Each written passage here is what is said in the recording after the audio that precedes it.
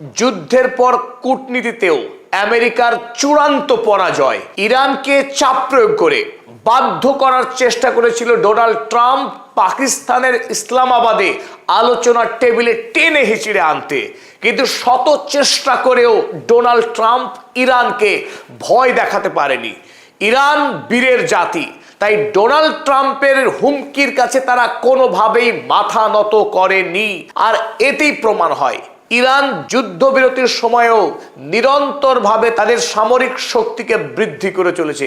তাই নতুন করে যদি যুদ্ধ করতে চায় ডোনাল্ড ট্রাম্প, তাতেও পরোয়া নেই ইরানের। উল্টে ডোনাল্ড ট্রাম্প বাধ্য হলেন গত রাতে ইরানের সঙ্গে আমেরিকার যে যুদ্ধবিরতি, সেই যুদ্ধবিরতির মেয়াদ আনুষ্ঠানিকভাবে গত রাতেই শেষ হয়েছিল।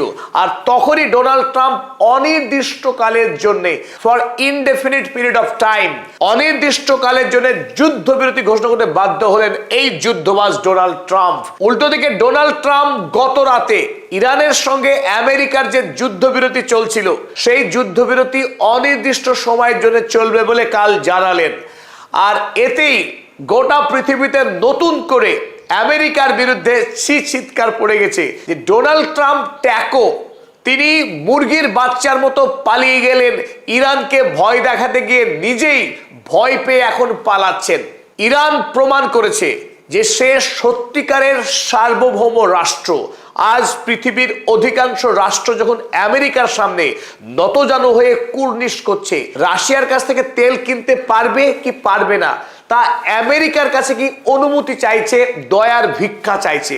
সেখানে ইরান দেখিয়ে দিল বীরত্ব কাকে বলে, সার্বভৌমত্ব কাকে বলে। আমেরিকা ওমান উপসাগরে যখন নৌ অবরোধ চালাচ্ছে ইরানকে চাপ প্রয়োগ করবার জন্য, যুদ্ধের এক ভয়ঙ্কর বাতাবরণ, এবং দ্বিতীয় বিশ্বযুদ্ধের পর আমেরিকার পক্ষ থেকে কোনো রাষ্ট্রকে এতগুলি হুমকি দেওয়া হয়নি যেভাবে হুমকি দেওয়া হয়েছে ইরানকে।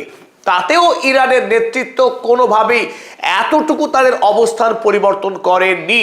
ইরান জানিয়েছিল পাকিস্তানের আমেরিকার সঙ্গে যৌথ আলোচনায় বসার কোনো প্রশ্নই ওঠে না, কারণ যে আমেরিকা ধৃষ্টতা করে, আমেরিকার যে রাষ্ট্রপতির অস্ত্রই হচ্ছে প্রতারণার মিথ্যা, সেই মিথ্যাবাজ, প্রতারক, যুদ্ধবাজ মার্কিন রাষ্ট্রপতির প্রতিনিধি দলের সঙ্গে ইরান কোনোভাবেই আলোচনায় বসবে না।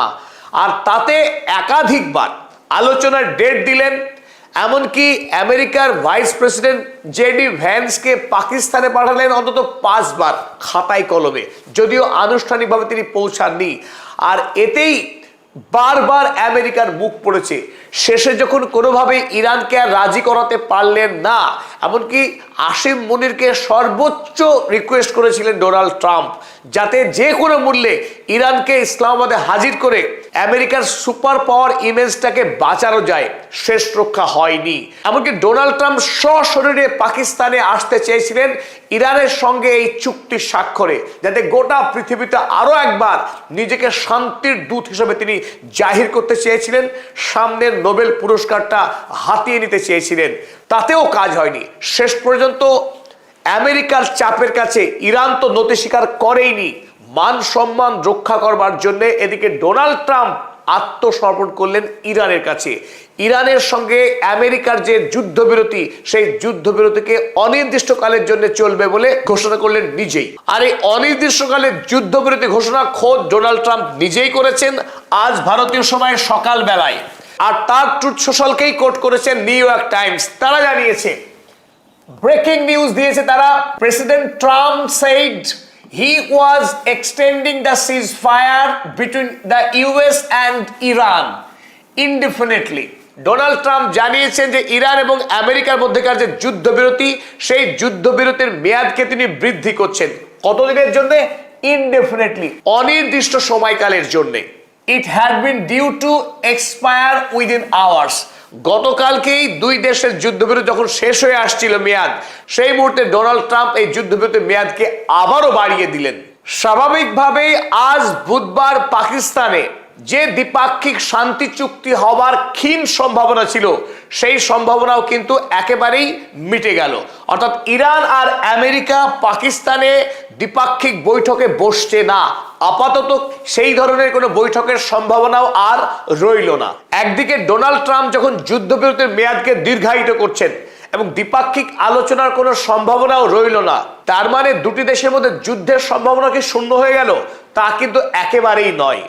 ডোনাল্ড ট্রাম্প এবং ইসরায়েল এই দুই পক্ষকে কোনোভাবেই ইরান অন্তত বিশ্বাস করে না।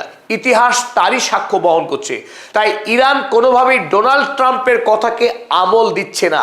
যুদ্ধের জন্য ইরান সর্বতোভাবে প্রস্তুতি গ্রহণ করে চলেছে, কারণ যে কোনো মুহূর্তে এই দুই আগ্রাসী শক্তির পক্ষ থেকে ইরানের উপরে হামলা হয়ে যেতে পারে। তাই যুদ্ধবাজ ডোনাল্ড ট্রাম্পের শিশু ঘুম পাড়ানোর গানে কোনোভাবেই ভুলতে প্রস্তুত নয় ইরান। তাই তাসনিম নিউজ এজেন্সির পক্ষ থেকে ডোনাল্ড ট্রাম্প যখন এই যুদ্ধবিরতির মেয়াদকে বৃদ্ধি করলেন, তারপরে ইরানের পক্ষে প্রতিক্রিয়া জানানো হয়েছে। তাসনিম খবরের কাগজে একটি বড় আর্টিকেল প্রকাশ হয়েছে, যেখানে ইরান তার অবস্থান জানিয়েছে। ট্রাম্পের যুদ্ধবিরতি যে মেয়াদ বৃদ্ধি, সেই মেয়াদ বৃদ্ধির অর্থ 5 রকম হতে পারে। কি হতে পারে চলুন আমরা দেখে নিই তাসনিম নিউজ কি লিখেছে। The first meaning is that Trump has lost the war.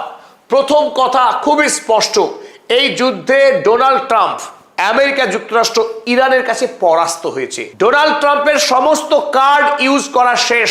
তার বড় বড় যুদ্ধ জাহাজ আব্রাহাম লিঙ্কন কিংবা USS Gerald R Ford, F-35 fighter jet, B-2 বোমারু বিমান, সমস্ত কিছু ব্যবহার করেও ইরান যুদ্ধে তিনি কোনো কিছুই হাসিল করতে পারেননি। এমনকি নতুন করেও যদি যুদ্ধ লাগান, তাতেও যে তিনি কোনো কিছুই হাসিল করতে পারবেন না, সেটা ইতিমধ্যে ডোনাল্ড ট্রাম্প অন্তত কিছুটা বুঝেছেন। ফলে তিনি এই যুদ্ধবিরতিকে অনির্দিষ্টকালের জন্য প্রলম্বিত করলেন। দ্বিতীয়ত, এই ঘোষণা আমেরিকার পক্ষে একটা প্রতারণার ফাঁদও হতে পারে, যেটা তাসনিম নিউজ জানাচ্ছে যে Trump may do everything including deception through every possible means, among them the extension of the ceasefire। এটা প্রতারণা একটা ফাঁদ পাচ্ছে ইরানের জন্য, যে ইরান ডোনাল্ড ট্রাম্পের এই কথাকে বিশ্বাস করে নেবে, তারা যুদ্ধের জন্য প্রস্তুতি থামিয়ে দেবে, আর সেই সুযোগে আমেরিকা আক্রমণ করবে ইরানকে। কিন্তু ইরান তা হতে দেবে না, সে কথা জানিয়েছে। তৃতীয়ত, এমনও হতে পারে, ইরান জানিয়েছে another possibility is that the US will withdraw from the war, যে এই যুদ্ধ থেকে আমেরিকা প্রস্থান করবে, কারণ আমেরিকার আভ্যন্তরীণ সীমাহীন চাপ। কিন্তু যুদ্ধ আবার চালিয়েও যাবে কিভাবে? and Israel will remain in this war under the pretext of violation of the ceasefire in Lebanon। লেবাননের যুদ্ধবিরতি ভেঙেছে এই অজুহাতে ইসরায়েল কিন্তু যুদ্ধ চালিয়ে যেতে পারে।